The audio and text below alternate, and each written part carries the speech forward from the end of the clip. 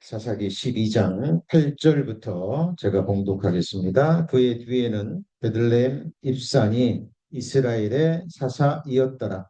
그가 아들 30과 딸 30을 두었더니 딸들은 타국으로 시집 보내었고 아들들을 위하여는 타국에서 여자 30을 데려왔더라. 그가 이스라엘 사사가 된 지 7년이라. 10절은 같이 읽겠습니다. 입산이 죽음에 베들레헴에 장사되었더라. 예, 예.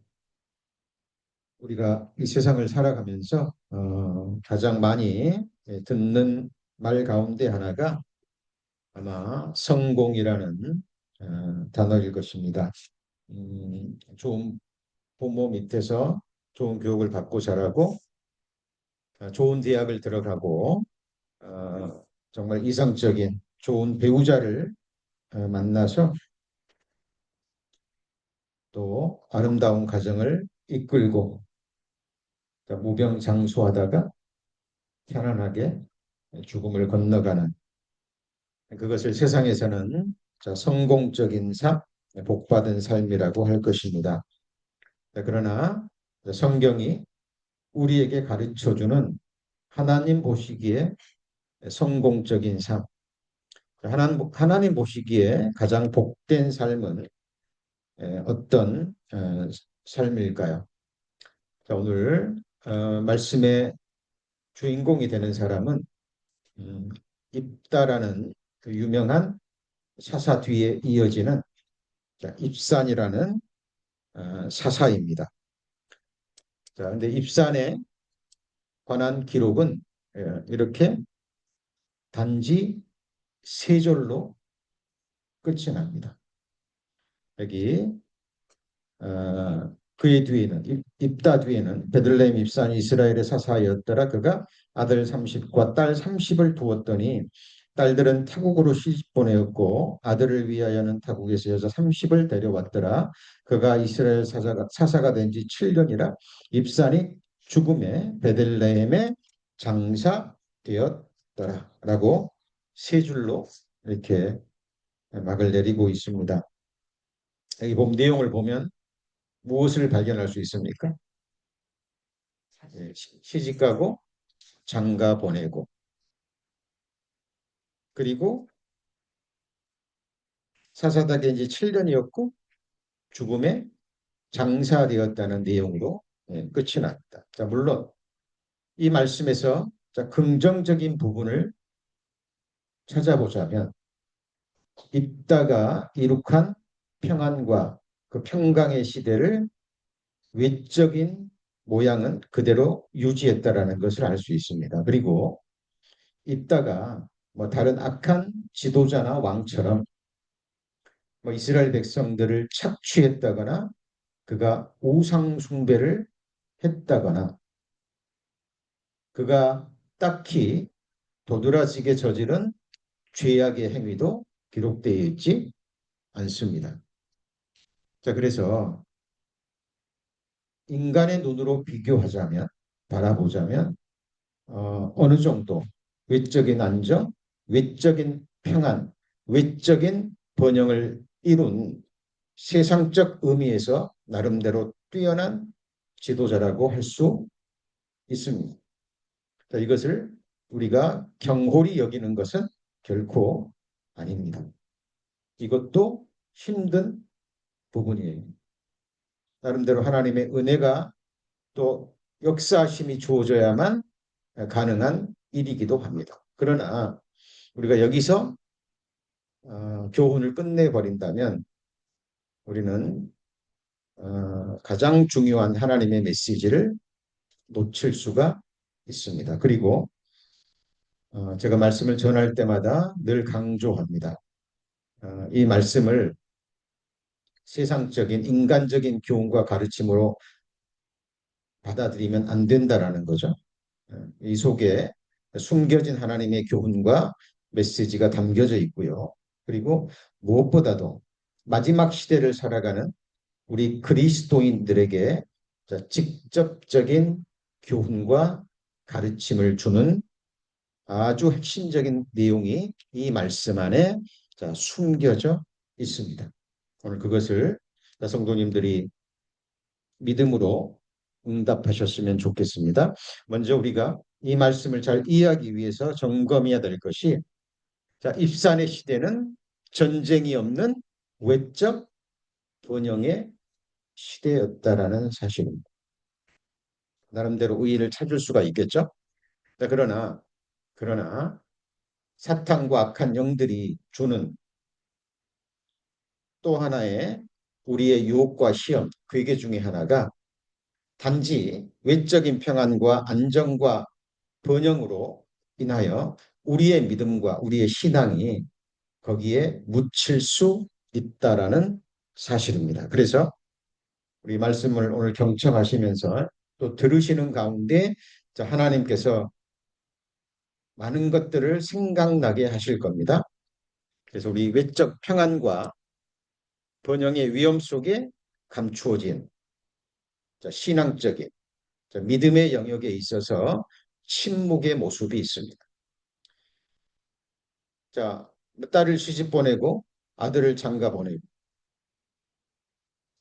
이 내용은 기록되어 있지만 어때요? 하나님을 향한 믿음의 부분, 신앙적인 부분은 전혀 기록하고 있지 않습니다. 이것이 우리에게 어떤 메시지를 줄까요? 자, 먼저 하나님께서 우주 만물을 창조하실 때 모든 것을 짝으로 만드셨다고 성경은 기록하고 있습니다. 사람을 만드실 때도 남자와 여자로 만드셨죠. 자, 자, 만물 가운데 모든 것은 짝으로 되어 있습니다. 동물도 암수가 있고 식물도 암수가 있고 전기도 음전기, 양전기가 있고 자, 동양학에서도 자, 이것을 깨닫고 음양오행설이라는 그 이치를 만들었는데 그 모든 것이 사실 성경에서 나온 겁니다. 그래서 이 하나님께서 왜 혼인을 귀하게 여기시고 왜 혼인을 허락하셨는지 왜 사람을 남자와 여자로 창조하시고 그들의 인격적인 사랑을 통해서 결혼을 통해서 가정을 허락하셨는지 그 우리가 목적에 대해서도 분명히 말씀을 통해서 답을 얻으셔야 됩니다. 근데 이것은 뭐 두 번째 우리가 받을 교훈입니다. 후반부에 잠깐 언급을 할 것이고요. 자, 먼저 우리가 받아야 될 너무나 중요한 메시지가 있습니다. 고대 근동의 혼인 문화에서는요, 지금도 마찬가지입니다. 그런데 과거에서는 이것이 훨씬 더했습니다. 이것을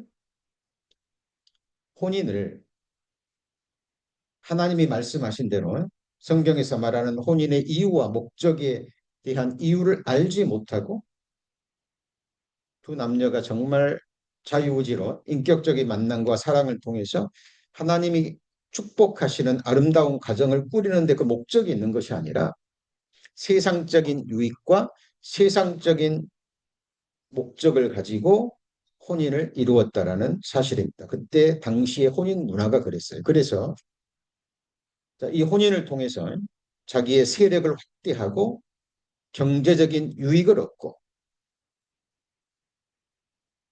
지금도 우리 보통 서민들 사이에는 이런 경향이 적지만 특별히 세상에서 뭐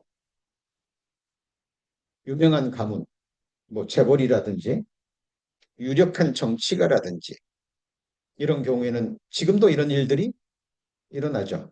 실제로 일어납니다. 근데 성경은 우리에게 경고하고 있습니다. 뭘 경고하고 있습니까? 그들과 혼인하지 말지니 네 딸을 그 아들에게 주지 말 것이요 그 딸로 내 며느리를 삼지 말 것은 그가 네 아들을 유혹하여 그로 여호와를 떠나고 다른 신들을 섬기게 하므로 여호와께서 너희에게 진노하사 갑자기 너희를 멸하실 것임이니라. 자, 하나님은 이스라엘 백성이 미래의 저주를 범하게 될 범죄에 대해서 미리 인지하시고 모세를 통해서 경고를 주셨습니다. 그러니까 하늘과 땅을 창조한 하늘을 펴고 땅의 기초를 정하고 모든 인생들의 심령을 지은 창조주 하나님을 알지 못하고 섬기지 못하는 이방인들과 혼인하지 마라. 율법으로 주셨습니다. 자, 이 하나님 허락하신 그 축복을 사탐하기 악한 영들은 세상적인 것으로 추락시키고,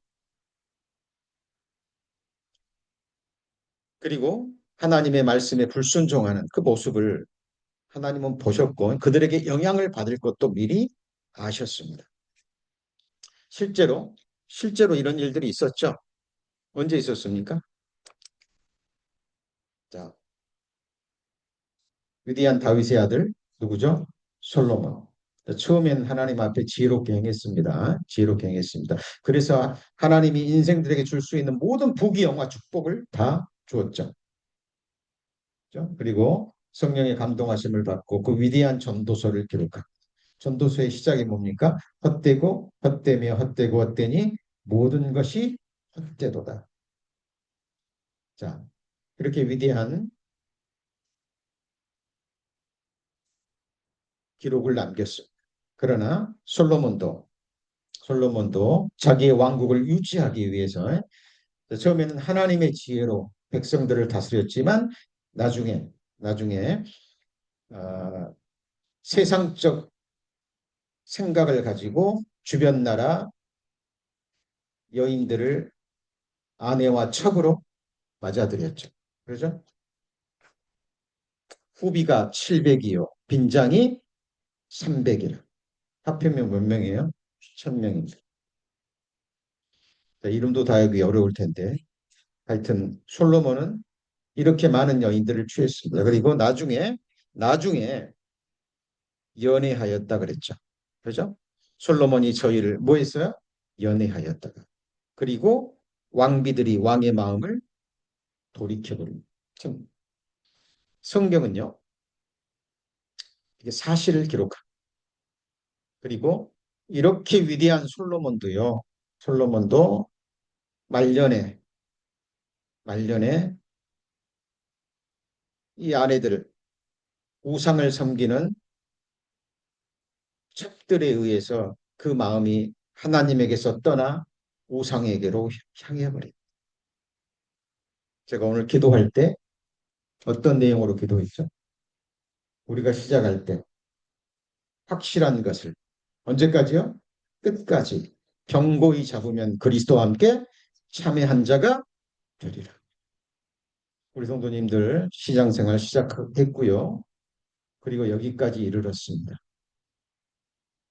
중요한 것은 과거 신앙생활을 잘했건 잘못했건 지금 우리의 믿음을 더 온전케 하고 이 믿음을 하나님을 향한 신앙의 정조를 하나님 우리 심장을 멈추게 하시는 그 순간까지 주님 오시는 그날 그 순간까지 이어져야 된다는 사실. 사탄은 이렇게 신앙생활을 마치는 것이 하나님 앞에 얼마나 큰 영광이 되는지를 알기 때문에 이것을 방해하기 위해서 개인적으로, 가정적으로, 교회적으로 여러 모양의 악한 역사를 일으킬 것 생각하셔야 됩니다.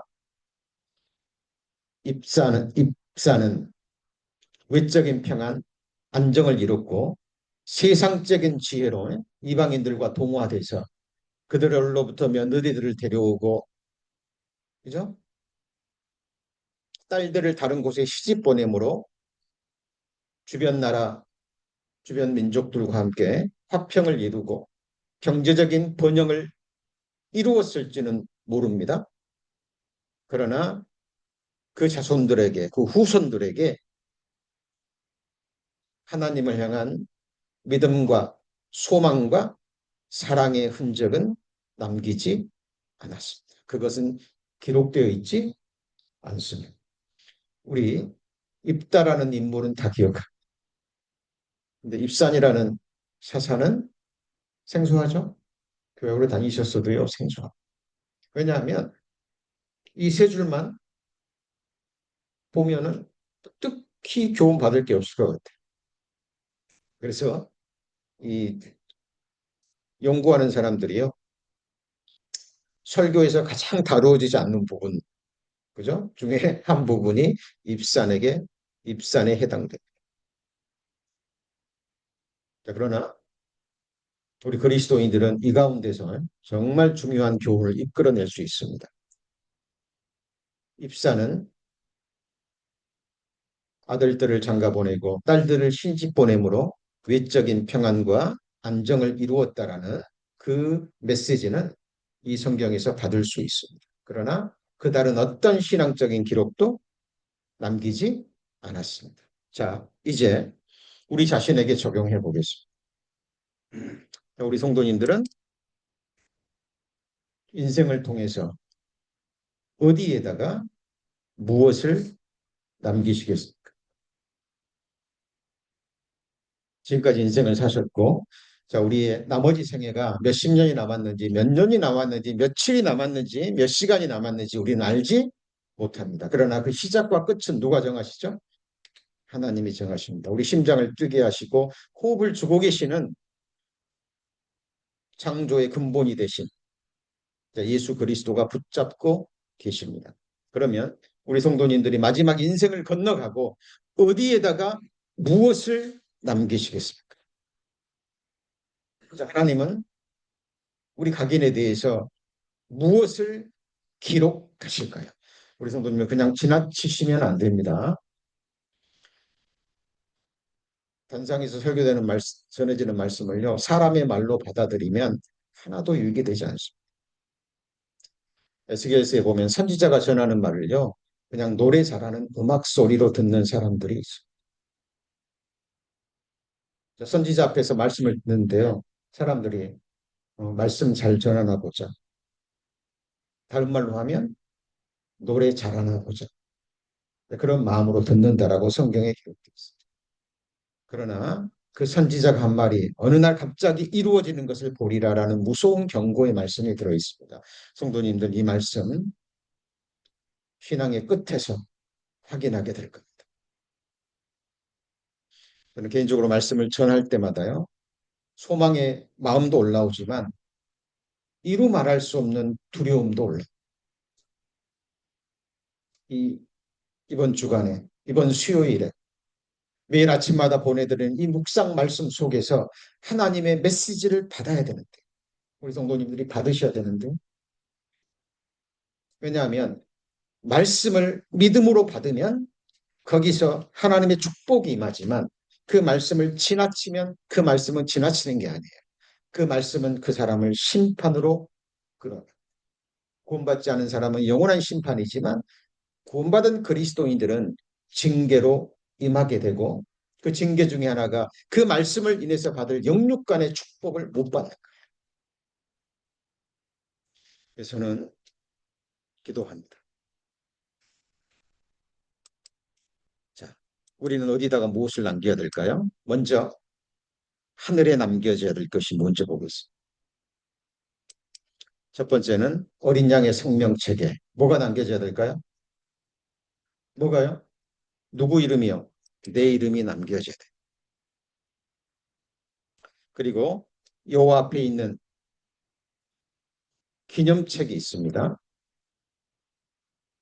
믿음의 사람들이 하나님이 기념할 만한 생각과 말과 행위, 삶을 살았을 때 그 앞에 있는 기념책에 기록되어야 될 것이 있습니다. 그리고 이제 살펴볼 겁니다. 시편에 보면 의인들이 흘리는 눈물을 닮은 주의 병이 있습니다. 그리고 어린 양의 보좌 앞에 성도들의 기도의 향이 담겨져 있습니다. 그리고 이 하늘에서 이것이 기록되는 것은요. 이 땅에서의 삶이 결정이 되죠. 성경은 우리 그리스도인들을 세상을 향한 그리스도의 뭐라고 얘기합니까? 편지라고 얘기합니다. 다른 말로 하면 그리스도를 아는 뭐예요? 향기이기도. 다른 말로 하면 그리스도를 아는 냄새이기도 합니다.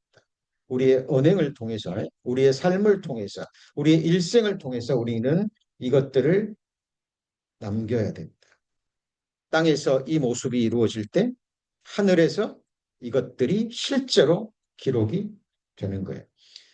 자, 하나님의 말씀은 1.1핵도 빗나가지 않고 다 이루어져요, 안 이루어져요? 이루어집니다. 우리의 단순하고 명백한 우리의 기도입니다. 자, 구체적으로 살펴봅니다. 어린 양의 뭐예요? 생명책. 어린 양의 생명책에 내 이름이 기록되지 않으면 어떻게 되죠? 같이 읽습니다. 누구든지 생명책에 기록되지 못한 자는 어디에요? 불못에 던지우니라. 이것을 같이 해보시죠. 둘째 사망. 우리는 언젠가 죽음을 건너갑니다. 내 영혼이 육체를 떠나는 겁니다. 영혼 없는 몸은 죽은 것 같이. 이것이 뭐예요? 첫째, 사망이죠. 그러나 살아있는 동안에 예수 그리스도를 인격적으로 만나지 못하고 죄 사함으로 말미암아 구원을 받지 못한 자, 그 사람은 둘째 사망 불못에서 영원히 고통받습니다. 소금으로 소금 불로 소금치듯 하는 곳이죠. 구더기도 죽지 않고 나를 지옥으로 이끈 그 악한 영들과 사탄과 그 악인들과 함께 영원을 보내야 돼요. 주목해 주시죠. 좀 주목해 주시기 바랍니다. 우리 시선과 마음을 좀 주목해 주세요. 그리고 무엇이든지 속된 것이나 가증한 일 또는 거짓말하는 자는 결코 그리로 들어오지 못하되 같이 읽습니다. 오직 어린 양의 생명책에 기록된 자들 뿐이라. 우리 성도님들 이름이 어린 양의 보좌 앞에 있는 이 생명책에 기록이 되어 있습니까? 어떻게 확인하실 거예요? 예수님 말씀하셨죠. 귀신들이 너에게 항복하는 것으로 기뻐하지 말고 너 이름이 하늘에 기록된 것을 기뻐하라.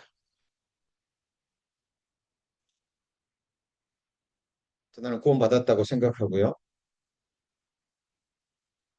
그렇게 믿고 죽음을 건너갔는데 예수님이 나는 너를 도무지 알지 못하. 생명체가 앞에 확인됐더니 내 이름이 없어. 그 순간 얼마나 당황할까요? 얼마나 황망할까요?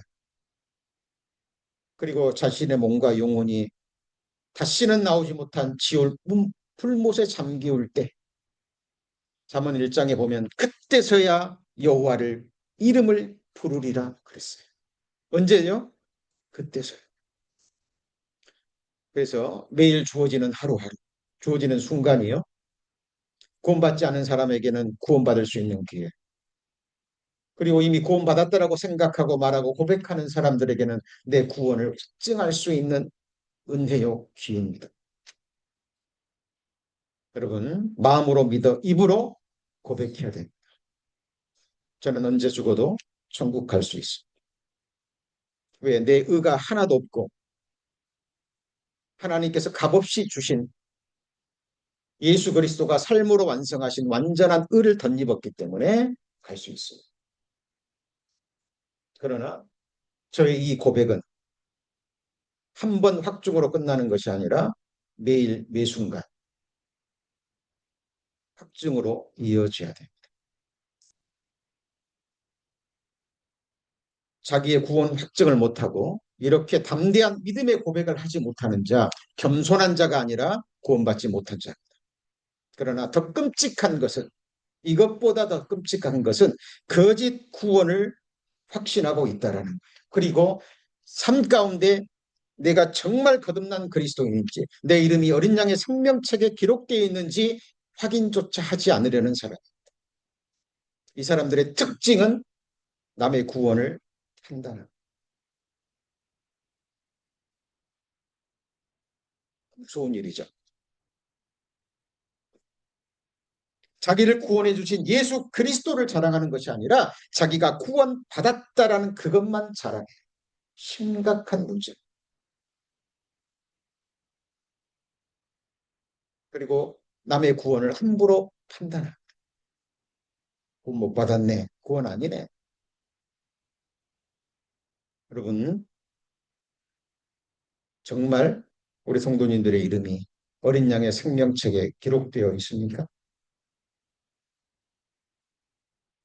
목사는 확인시켜 줄 수 못합니다. 말씀이 이러하다라고 선포할 수 있을 뿐.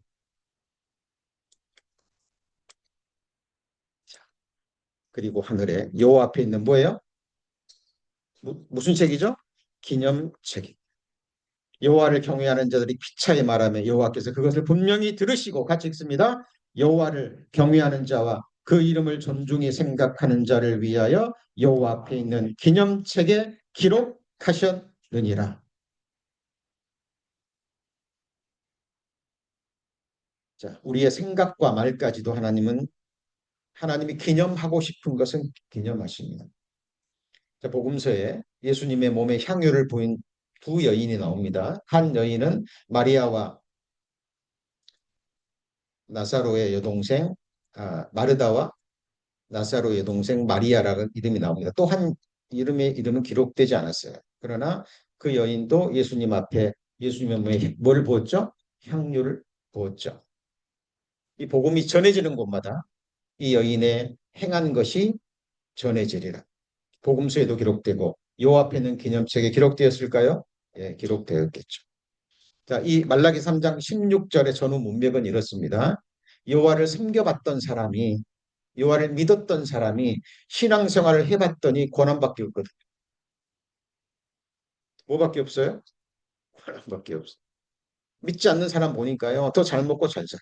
그러니까 이 사람들 입에서 이제 하나님을 경외하는 일을 딱 그쳐버립니다. 그리고 여호와를 경외하는 것이 무엇이 유익하냐. 악을 행하는 자들이 더 잘 사는구나. 자, 이런 말을 들을 때 믿는 사람들, 특히 믿음이 연약한 사람들에게 영향을 줄까요, 안 줄까요? 네? 줍니다. 그때 여호와를 경외하는 자들이 피차에 말합니다. 그 내용이 뭘까요? 결코 그렇지 않다라고 얘기했겠죠. 하나님이 그것을 들으시고 여호와 앞에 있는 기념책에 뭐 했어요? 기록했습니다. 저는 이 말씀이 사실이기 때문에 기도할 때마다 묵상할 때마다 돌아봅니다. 내 이름이 어린 양의 생명책에 기록되었는가? 내 삶 가운데 무엇이 여호와의 기념책에 기록이 될까? 그리고 더 나아가서 우리 성도님들의 신앙생활을 통해서 우리 각 성도님들의 어떤 부분이 기록돼?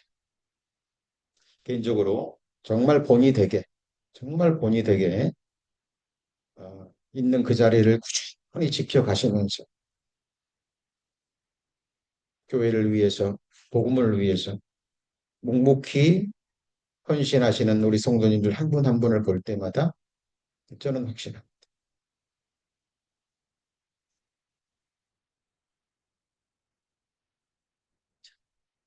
중요한 것은 그 누구도 아닌 나에 대한 기록입니다. 자, 그리고 주의병, 주의병이 어떤 뭐라고요? 의인들의 눈물병입니다.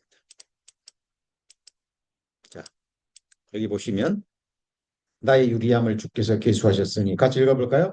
나의 눈물을 주의 병에 담으소서. 이것이 주의 책에 기록되지 아니하였나이까. 이것이 뭐예요? 주의 책에. 자, 나의 눈물을 어디에요? 주의 병에. 자, 다윗이 어, 대적들에게 쫓기면서 핍박을 당하면서 여러 모양의 많은 눈물을 흘렸습니다. 다윗은 자기 눈물로 자기 침상을 띄었다라고 얘기를 했죠. 자, 이것은 비유적인 표현입니다. 다윗은 그만큼 많은 눈물을 흘렸습니다. 자, 우리 성도님들 신앙생활 하면서 거듭난 이후에 주를 위해서 주님이 피로 완성하신 복음을 위해서 피로 사신 몸된 교회를 위해서 하나님의 영광을 위해서 하나님 나라 완성을 위해서 하나님의 선하시고 기뻐하시고 온전하신 뜻을 위해서 어떤 고난을 당하시고 어떻게 눈물을 흘리셨나요? 사람들은 모릅니다. 내 가족도 모를 수 있어요. 가장 가까운 사람들도 모릅니다. 그러나 누구는 아실까요? 하나님은 아십니다. 이것은 비록 내 육신의 눈에 떨어지는 눈물방울을 말하는 것이 아닙니다.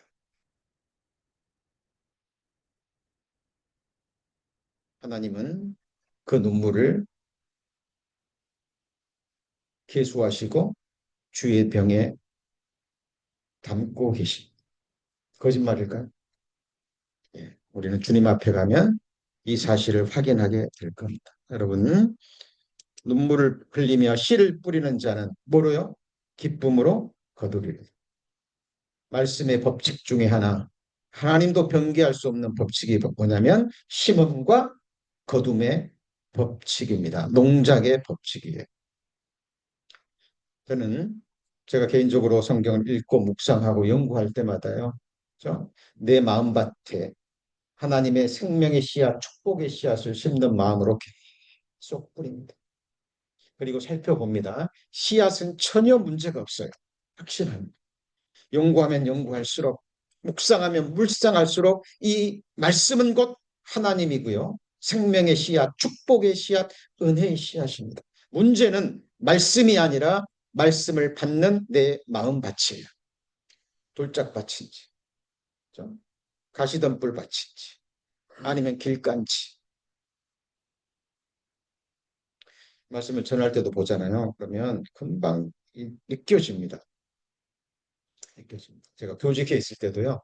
이들 앉는 자세부터 딱 보잖아요. 그러면 앉는 자세 말씀 듣는 딱 모습 보잖아요. 그러면 이 아이 다음 성적이 어떻게 나올지 금방 알아요. 저는 개인적으로 성경을 읽고 할 때마다 하나님의 눈으로 제 마음밭을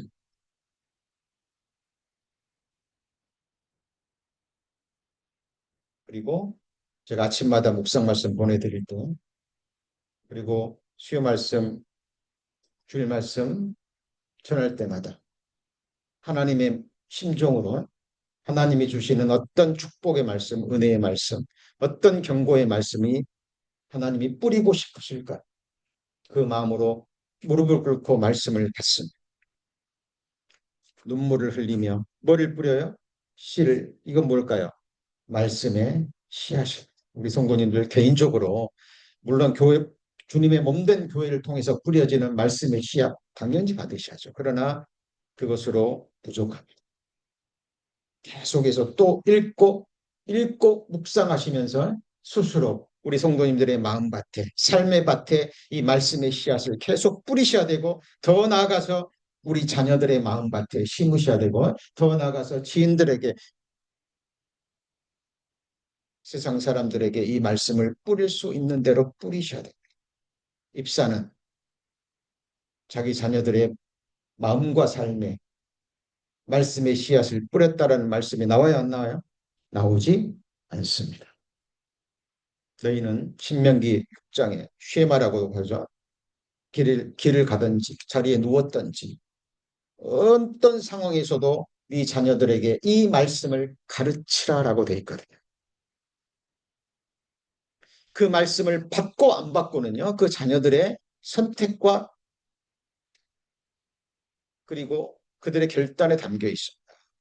어린 시절에는 계속 뿌려야 됩니다. 그러나 성장하면 이제 더 이상 부모가 터치할 수 없는 그 선에 넘어가요. 그죠? 그러나 확실한 것은 뿌릴 수 있을 때 뭐 해야 돼요? 뿌려야 됩니다. 여러분 너무 중요한 부분이에요. 자, 스스로 속이지 말라. 하나님은 마르게 여김을 받지 아니하시나니 사람이 무엇으로 심든지 뭐예요? 그대로 거두리라. 육체를 위하여 심는 자는 육체로부터 뭘 거둡니까? 썩어진 것을 거둡니다. 성령을 위하여 심는 자는 성령으로부터 영생을 거두리라. 모든 인생들은 의식하건 의식하지 못하건 간에 계속 뿌립니다. 요즘 심각한 문제가요. 이 셀폰의 문제.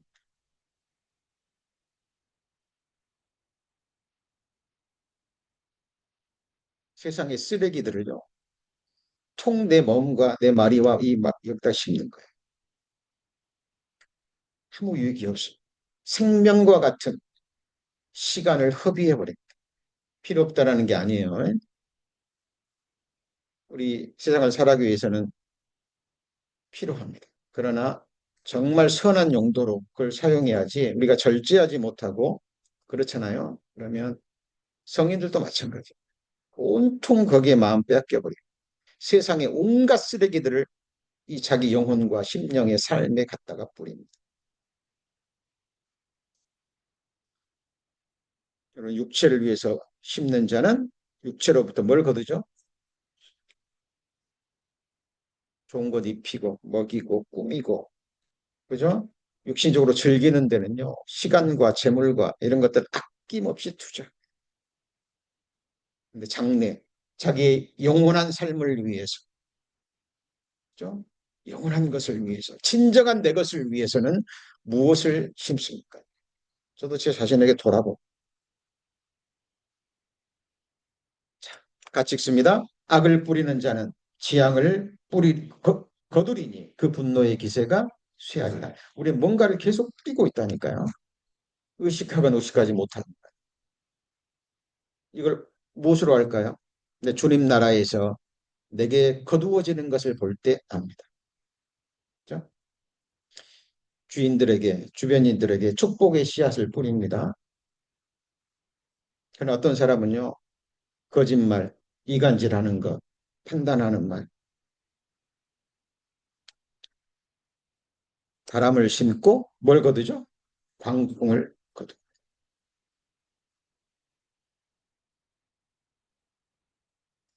나는 인생을 통해 무엇을 남길 것인가? 자, 금대접, 기도의 향입니다. 우리 성도님들이 말씀을 분별하고 하나님의 뜻대로 드리는 간절한 기도의 향, 하나님의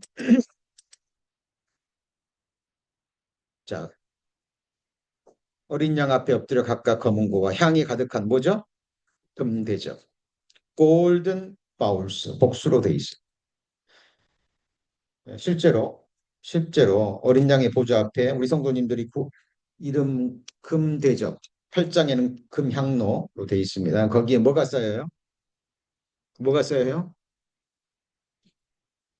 기도의 향기입니다. 하나님은요, 비싼 향수 냄새 맡지 않으십니다. 비누 냄새 싫어하세요. 꽃향기 맡지 않습니다. 하나님이 흠양하시는 유일한 향기는 땅에 있는 성도들이 하나님의 뜻을 분별하고 하나님의 뜻대로 드리는 기도입니다. 이걸 같이 해보시죠. 기도의 향.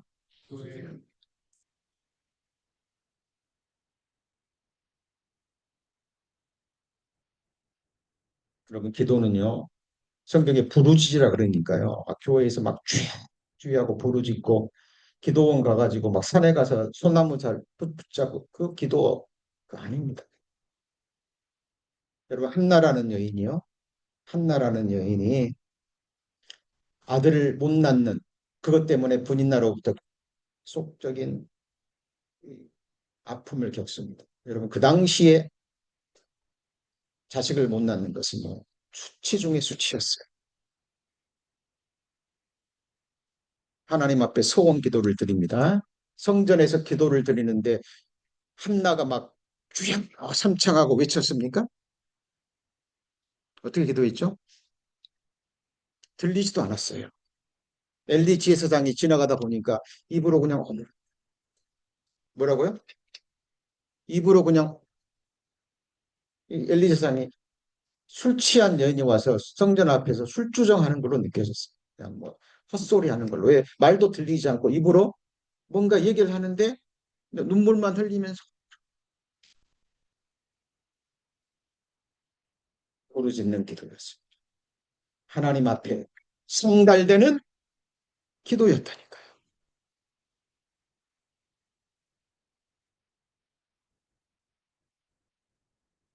그를 돌이켜 율법을 듣지 않으면 그의 기도도 바리새인의 기도 하나님 들으셨어요? 안 들으셨어요? 안 들으십니다. 그러나 세리의 기도 드릴 기도가 없어요. 왜? 돌아보니까 죄밖에 없거든요. 나는 죄인입니다. 나를 불쌍히 여기옵소서. 들으셨어요? 안 들으셨어요? 들으셨습니다. 여러분, 주님 앞에 가면 보좌 앞에 있는 금향단, 내 이름으로 적힌 금향단의 기도의 향이 얼마나 쌓였는지 우리 주님 앞에 가서 확인하게 될 겁니다. 하나님은 그 향을 영원히 흠양하셔요. 입사는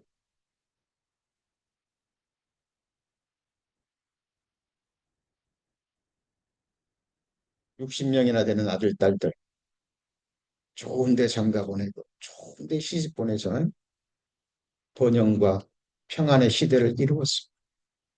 우리 성도님들 인생의 마지막을 건너가시고 하늘과 땅에 무엇을 남기시겠습니까? 무엇이 기록될까요?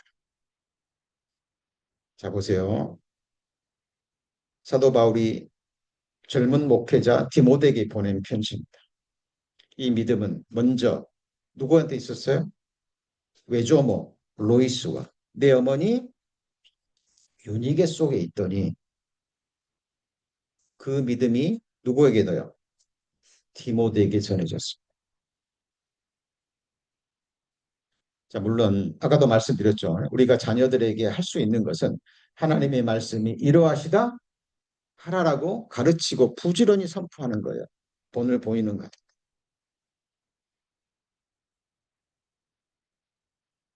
여러분 위대한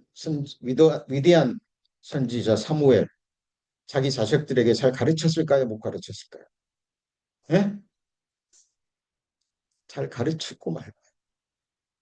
왜요? 엘리 제사장이 하나님보다 아들들을 또 소중히 여김으로 사무엘 자기 입으로 저주의 말씀을 선포하고 그 말씀대로 엘리 제사장의 가문이 멸망되는 것을 사무엘 선지자는 직접 목격합니다. 두려웠을까요? 안 두려웠을까요? 두려웠습니다. 가르쳤을 거예요. 그러나 두 아들들은 그 가르침을 받았어요? 안 받았어요? 받지 않았어요. 같이 해보죠. 엘리의 아들, 당신의 아들들은 불량자라. 중요한 것은 일관된 모습으로 꾸준하게 자녀들에게 말씀을 가르치고 선포.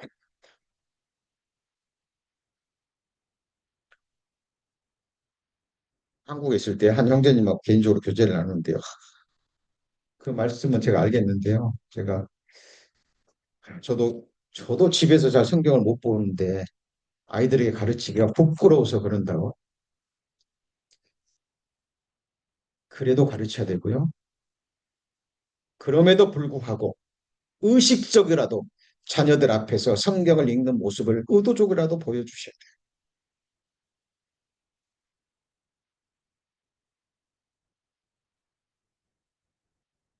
여러분, 어린 자녀들을 둔 부모들은요, 결국 그것을 확인하게 될 거예요. 속에서 뿌리고 아침에 일어나면 정말 무릎을 꿇으셔야 돼요. 누구 앞에요? 누구 앞에요? 하나님. 자녀를 가장 사랑하는 행위. 저도 두 아들이 있지만 저 지키지 못해요. 이제 지금 다 커가지고요. 어찌할 수 없어요. 그러나 지금도 할 수 있는 게 있어요. 주님 앞에 무릎을 꿇는 것. 그리고 내가 할 수 있는 일을 물론 하나님의 영광을 위해서 두 번째는 나를 위해서 그리고 자녀들과 함께하는 성도들을 위해서 무릎을 꿇을 수는 있어요. 얼마나 아름다운 모습. 외조모의 믿음이 어머니에게도 전달되고 누구한테요? 디모데 젊은 목회자에 전해져서 위대한 믿음의 선진으로 남습니다.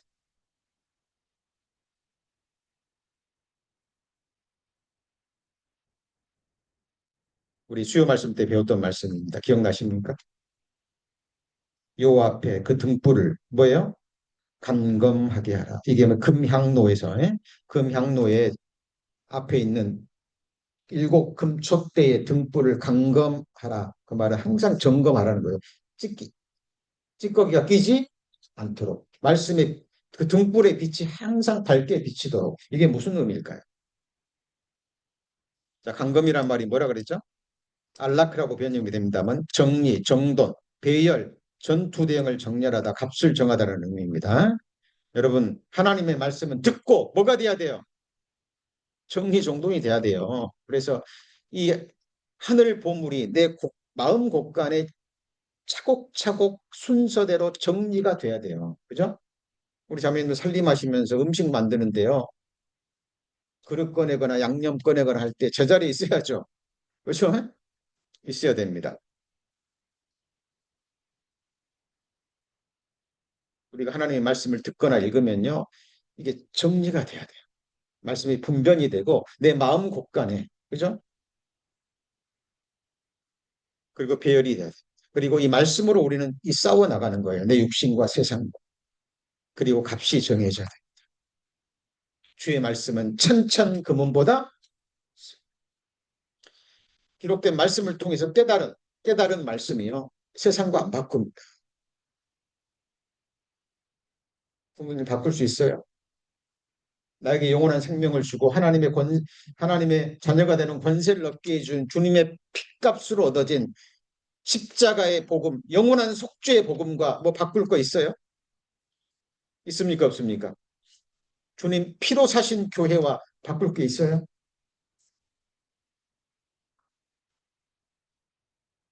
여러분, 여호와여 아침에 주께서 나의 소리를 들으시리니 아침에 내가 주께 기도하고 바라리이다. 지금 우리가 뭘 공부하고 있는 겁니까? 우리가 남겨야 될 것. 같이 해보시죠. 우리가 남겨야 될 것. 말씀을 분별하라. 그죠? 아침마다, 때마다 잠자리에 들기 전에. 더 나아가서 우리가 쉬지 말고 해야 될 게 뭐죠? 같이 해보시죠. 기도. 어떤 사람이 그러면 어떻게 쉬지 않고 기도합니까? 하나님은 불가능한 것을 명하지 않습니다. 기도를 호흡으로 비유하죠. 여러분, 우리가 밥을 먹으면서도 운전하면서도 잠자면서도 내 영은 기도할 수 있습니다. 그렇죠? 말씀을 들으면서도 이제 끝나고 식사하시면서도 봉사하시면서도 우리의 영은 기도할 수 있어요. 내가 너희를 위하여 기도하기를 쉬는 죄를 결단코 범하지.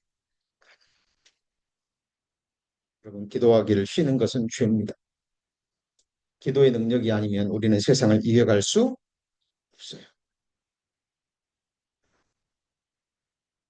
아침마다 만나를 거두었죠. 그죠? 이 말씀 진리입니다. 정말 진리예요. 제가 삶 가운데 철저히 깨달은 것. 그죠? 잠자고 일어나서 빨리 몸단장하고, 그죠? 자기 일어나면 잠깐 기도하고, 그다음에 몸단장하고요. 아침 시간에 읽고 묵상하고 연구하는 이 아침 시간이요. 절정. 나는 시간이 없는데요. 성도님 바쁘시더라도요. 해보세요. 제가 늘 말씀드리잖아요. 아무리 바빠도 5분은 낼 수 있잖아요.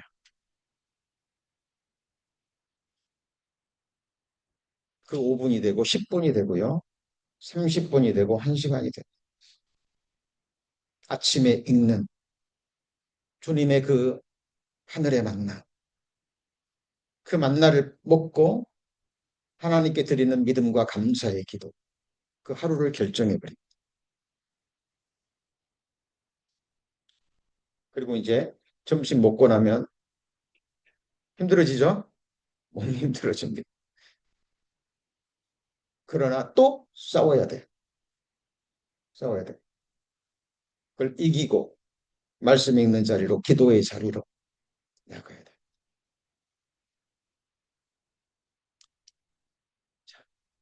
땅에는 아까도 말씀드렸죠. 그리스도의 편지. 그리스도의 다른 말로 하면 여기 보시면 너희는 우리로 말미암아 나타난 그리스도의 뭐예요? 편지. 목으로 쓴 게 아니로 살아계신 하나님의 영으로 하나님의 성령으로 돌비석에 쓴 것이 아니라 육체 속에 깃들어져 있는 같이 해보시죠. 마음의 비석 신비라고 얘기합니다. 달려가면서도 나도 읽고 다른 사람도 읽을 수 있어야 돼요. 그래서 누가 툭 치면 그죠? 말씀이 나온 마음 이 속에 가득한 것이요. 결국 때가 되면 나오는 거예요. 그 사람의 생각이 어떠하면 위인도 그러하죠. 성도님 보세요. 지난 한 주간 동안 우리 성도님들의 무엇이 생각을 꽉 채웠습니까? 육신의 생각은 사망이요. 영의 생각은 생명과 평안이죠. 말씀이 영이요. 생명이 방법이 없어요. 그래서 그래서 계속해서 말씀에서 말씀으로 이어져야 돼. 기도로 이어져야 돼. 그 틈을 줘버리면 사탄은 바로 파고든.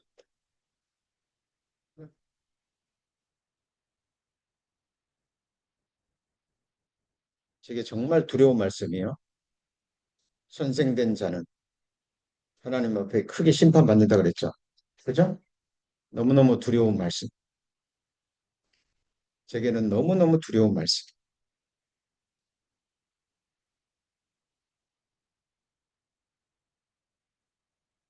자,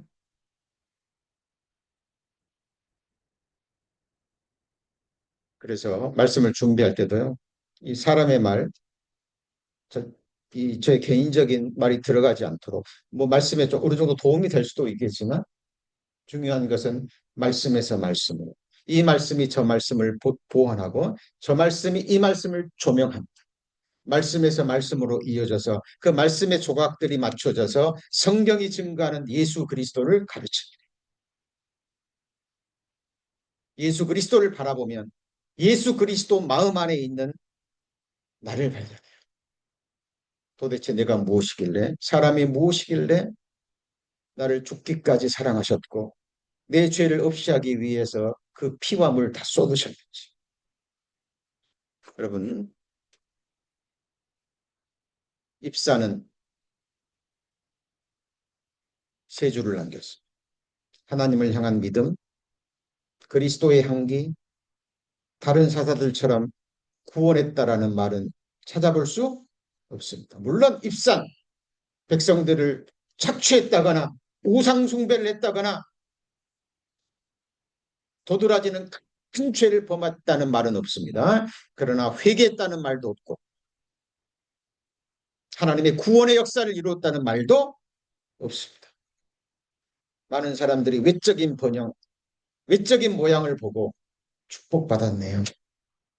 복 받으셨네요. 믿음 좋으시네요. 정말 그럴까요? 그런 다음에 12제자는 망했고 초대교회 순교당한 그리스도인들은 망했을까요? 아닙니다.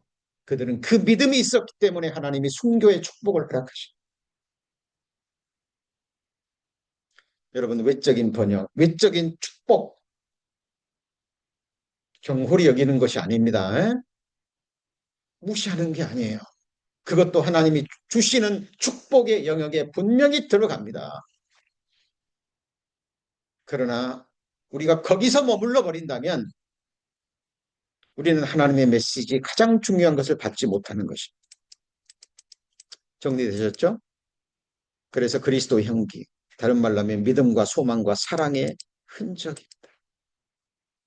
항상 우리를 그리스도 안에서 이기게 하시고 우리로 말미암아 각지에서 그리스도를 아는 냄새를 나타내시는 하나님께 뭐죠?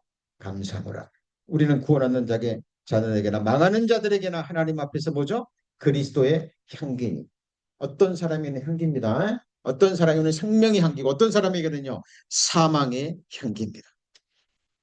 이것 때문에 많은 그리스도인들이요 말씀 전하기를 두려워합니다. 어떤 사람은 믿음으로 받지만 극히 드물죠. 대부분의 사람들은 대적하거나 싫어. 그죠?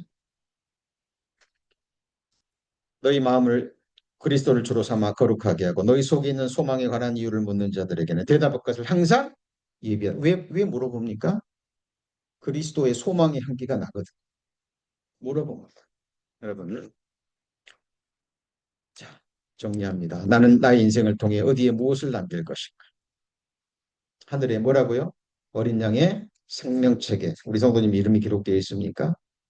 요 앞에 있는 기념책에 무엇이 기록될까요? 우리 성도님들이 복음을 위해서 주를 위해서 흘린 눈물 얼마나 담겨져 있을까요? 기도의 향은 얼마나 있을까요? 우리가 이 땅에서 하늘에서 이런 것들이 기록되기 위해서는 이런 것들이 들어가야 됩니다. 자, 성경의 경고 아까 말씀드렸죠. 이방인들과 혼인하지? 자, 노아 때 사람들이 시집가고 장가가고 있으면서 깨닫지 못했죠. 시집가고 장가가는 거 중요한 일입니다. 일륜지 대사라고 얘기합니다. 성경도 축복에 대해서 얘기를 해요. 노아의 때와 같이 인자의 임함도 그러하리라. 방주에 들어가던 날까지 사람들이 먹고 마시고. 그다음 뭐예요? 시집가고 장가가. 이게 죄입니까? 죄 아니에요. 중요한 일입니다. 근데 문제는 이것만 생각했다라는 겁니다. 그리고 하나님이 결혼을 축복하신 이유에 대해서는 전혀 무지해요. 왜 하나님이 남자와 여자를 창조하시고 결혼을 축복하셨습니까? 하나님과 사람과의 관계를 이 남녀 간의 사랑, 특별히 서로가 서로를 자유의지로 선택하고 가정을 이루었을 때 이건 천국의 모형과 그림자. 정말 중요해요. 그래서 가정. 남자는 하나님의 형상과 뭐예요? 영광. 예. 하나님은 남자를 통해서 누구를 드러내요? 하나님을 드러내는 거예요. 그러면 여자 이거는 뭐 남녀 성차별 이걸 말하는 게 아니네요. 하나님이 말씀하시는 창조의 목적과 질서를 드러내는 겁니다. 그렇다면 같이 해보시죠. 여자는 뭐예요? 남자의 영광입니다. 한 여자가 수많은 남자들이 있는데 한 남자의 사랑을 받아들이고 프로포즈를 받았을 때 한 남자를 선택했을 때 그 여자는 그 남자의 뭐가 되는 거예요? 뭐가 돼요? 영광이 되는 거예요. 그러면 우리 한 사람 한 사람이 창조주 하나님을 인격적으로 만나고 구원의 복음을 받아들이고 예수 그리스도를 나의 신랑으로 나의 구주로 나의 영원한 왕으로 선택하고 영접했을 때 그 사람은 누구한테 영광이 돼요? 하나님께 영광이 되는 거예요. 여자는 남자의 영광입니다. 그래서 그리스도와 교회의 관계입니다. 사람이 부모를 떠나 아내와 합하여 둘이 한 육체가 될지니 이것이 뭐예요? 비밀인데 내가 그리스도와 뭐에 대해서 말하죠?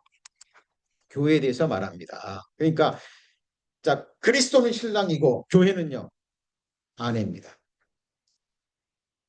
맞죠? 여기 잘 보세요. 즐거워하고 그게 기뻐하여 그에게 영광을 어린 양의 뭐죠?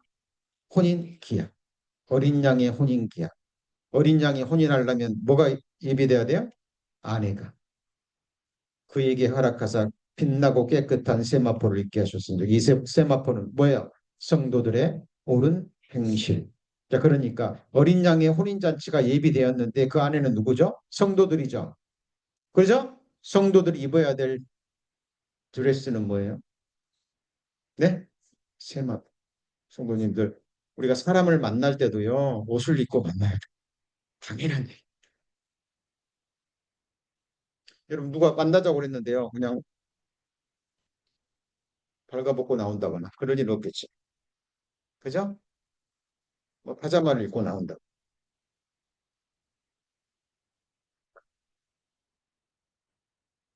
사람과 사람을 만날 때도 깨끗한 복장으로 이렇게 만나야죠. 당연한 겁니다. 여러분, 나를 지으신 창조주 하나님을 만나는데 어떤 옷을 입고 만나야 될까?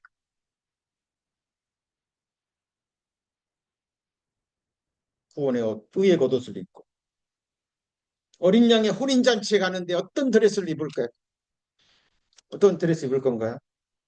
최고의 디자이너가 만든 드레스입니까? 희고 깨끗한 뭐예요? 세막. 이거는 성도들의 옳은 또 옳은 행실 그러니까 또 뭐 율법 행위 생각하고 율법 지킨 거 생각합니다. 아닙니다. 어린 양의 피로 말미암아 어린 양의 보혈의 공로와 능력으로 우리의 양심으로부터 악한 행실을 씻음으로 말미암아 하나님이 입혀주시는 뭐죠? 세마포. 그죠? 이건 우리의 의로 된 것이 아니라 같이 해보죠. 보혈의 능력. 우리가 주를 섬깁니다. 그 근원이 어디서 나와요? 나의 의지? 나의 노력? 한계가 있습니다. 금방 쓰러져요. 보혈의 공로와 능력과 역사. 전 지금도 생각해요. 제가 이렇게 지치지 않고 계속 복음을 전할 수 있는 힘이 어디서 나올까? 몸은 후피해 갑니다. 그죠? 아무리 건강 관리를 하고 몸 관리를 해도요, 몸은 후피해 가고 계속 지쳐갑니다. 저는 말씀 읽다 보잖아요. 저녁 같은 경우에도요, 막 11시, 12시가 넘어가도요, 시간 가는 줄 모릅니다. 근데 지금은 저녁 먹고요. 9시가만 넘어가면은 배럴리가 반창되듯이요. 그냥 성경을 봐도 그냥 이게 바지 그럴 때 어떻게 될까요? 어떻게 될까요? 빨리 씻고 빨리 잠자리에 누워서요. 다음 새벽을 기다려야 돼. 자, 몸은 후패가. 그러나 복음에 대한 열정은 계속 솟아오는 걸 보여요. 이렇게 그 힘이 어디서 나?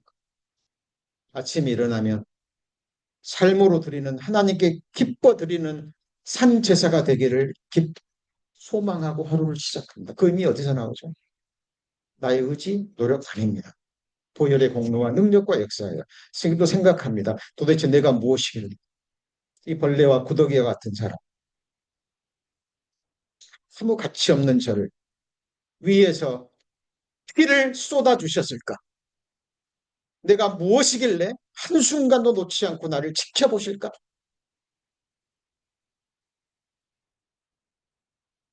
여러분 생각합니다. 제가 아까 그랬죠. 말씀을 강검하다 할 때 마지막에 뭐예요? 값을 정하다. 뭐라고요? 값을 정하다라는 뜻이 있습니다. 여러분, 여러분의 값은 무엇이 정합니까? 같이 해보시죠. 십자가. 십자가. 성도님들의 한 분 한 분의 가치는 십자가의 피. 왜 다윗이 주의 성도는 존귀한 자니라고 고백했을까요? 저도 다윗의 심정으로 성도님들 그렇게 바라보기를 원합니다.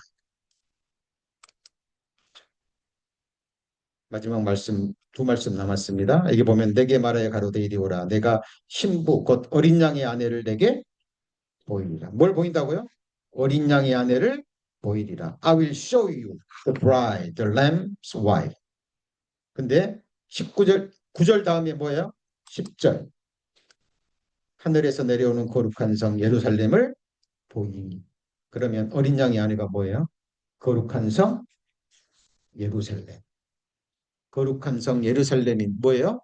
어린 양의 아내. 그럼 누구죠? 그 거룩한 성 예루살렘이? 우리. 이게 영적인 진정한 성전이고 하나님의 손으로 지은, 그죠? 하나님과 우리가 거할 실제 하늘의 영적인 물리적인 성전과 하나가 될 것. 그죠? 정상적인 부부는 남편은 아내가 있는 집에서 쉼을 얻습니다. 우리 형제님들 그렇습니까? 그렇죠. 그렇죠. 집이 있어서 그래요. 사랑하는 아내가 있어서 그래요. 아내가 있어서 그럽니다. 마찬가지입니다. 여호와 하나님. 그 하나님의 진정한 안식처는 누굴까요? 네? 주님 피로 사신 교회. 우리 성도님들의 안에서 영원히 안식하고 있습니다. 지금 수요 예배 주제가 뭐예요? 안식에 관한 거죠. 그죠? 계속해서 배우시고요. 수요 말씀 못 들으신 분들은 쭉 유튜브 올라가니까 개인적으로 말씀 배우셔서 하나님을 아는 지식에서 함께 자라가셔야. 자, 오늘 입산을 통해서 받는 교훈 받으셨죠? 사탄은요, 또 앗아가려고 힘을 쓸 겁니다. 들은 말씀 계속 들으시고 반복해서 새기시는 가운데 이 말씀의 축복이 우리 성도님의 삶에 온전히 이루어지기를 소망합니다. 기도하시겠습니다. 하나님, 감사합니다. 저희들 오늘 주의 첫날 주님 앞에 나오게 하셔서 또 예배드리게 하시고 말씀 배우게 하신 은혜 감사합니다. 오늘 주신 말씀 우리 마음판에 깊이 새겨주시고 주님 영광만을 위해서 살아가는 은혜의 시간 되게 하여 주옵소서. 예수님 이름으로 기도합니다. 예. 예, 우리 먼저 광고 말씀 먼저 잠깐 드리겠습니다. 9월 6일 날 뭐가 있죠? 예, 잠깐만요. 좀